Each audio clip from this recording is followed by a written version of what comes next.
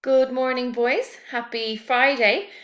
It's the last day of the week, and I know we had a very busy Monday to Friday with lots and lots of work and lots of activities that we did at home. I'm very proud of all the hard work that you're all putting in.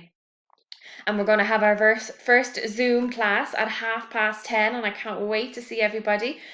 Alison will be joining us and Miss Anderson as well. And we're going to just do a few games and have a little chit chat because I know we haven't seen each other in so long. And I hope you're looking forward to seeing all your friends as well. Part of today's plan for English, we're going to do some report writing, which we looked at on Tuesday. But we're going to do a book review today. So a book review is a type of report writing. You write about a book that you have read and a book that you like, and you say why you like it and why you would recommend somebody else to read it. So I'm going to show you this template that Miss Marika did.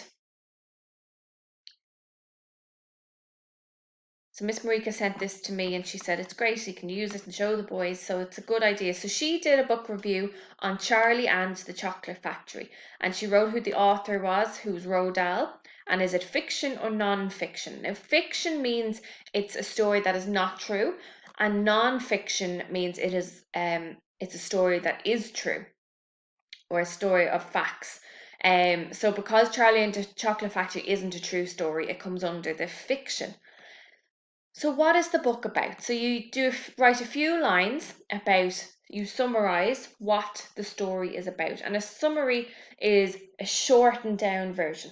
So here Miss Marika said, this book is about a famous chocolate maker called Willy Wonka. He invited 5 lucky children to visit his chocolate factory if they found a golden ticket. Once they were inside, they got lots of surprises. So that's a good summary of Charlie and the Chocolate Factory. It just tells the reader what the book is about. And sometimes when somebody writes a little summary, it says whether the person might be interested in reading it or maybe not interested in reading it. So you need to make your summary nice and exciting, and you may want the reader to want to read it. And then you say up here, who would you recommend the book to and why? So for Charlie and the Chocolate Factory, Miss Marika said, I would recommend this book to anyone who loves chocolate and different sweets. So I know that's definitely me. I love chocolate and I love lots of different sweets. So I think this is definitely a book that I would like to read. Then under here, I'm going to skip down to the last part. What ages and interests is this book suitable for and why?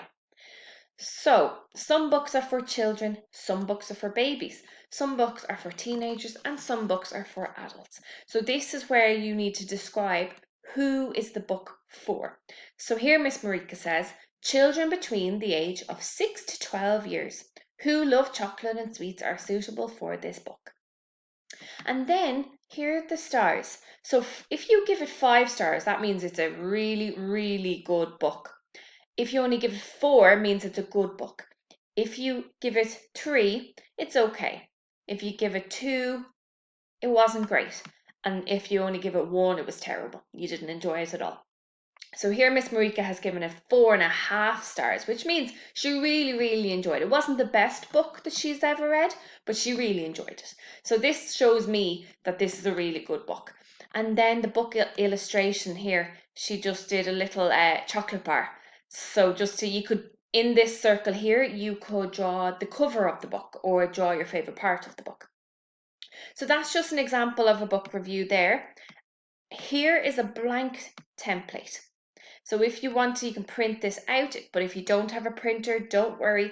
All you have to do is do a book review in your copy. And you can do the little boxes out with a ruler if you want, okay?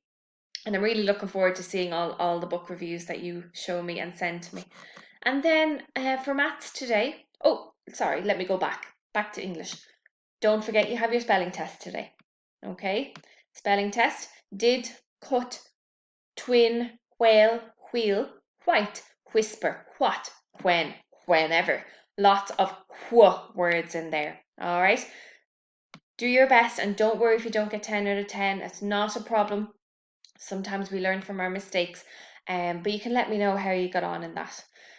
Now we'll go on to maths. So for maths, we're going to do some oral counting. Then we're looking at page 73. and you complete this page with a partner, so you might need a parent or a sibling's help for this, okay? Um, so we were working on data yesterday as well, and it's a little bit of a continuation from data. Then for Irish, we're doing AD, Buna Kainta Lahnach, a Quega. So page 50, be excretive, write the correct word in the picture and then colour the picture in. So it's just a little extra activity. There's no video, no kiosk today that you have to watch. So that's why there's no link here. But all you have to do is do that page in your book, okay? And then for art, a little nice art activity, shadow drawing. Now, in this, you will need a little bit of sunlight. So if it's raining and it's dull, you might not be able to get this done. You could use a lamp. Lamps work and sometimes can create shadows. So play around with it a little bit. And all you need is a crayon, a marker, colouring pages. You see the way the boy here is using dinosaurs, very clever. And what he's doing is he's tracing around the shadow of the dinosaur. So you can be as creative as you like with this. You can choose anything you can find in your house at all, anything of interest, and you can try and trace around the shadows. If you don't want to do that, that's okay.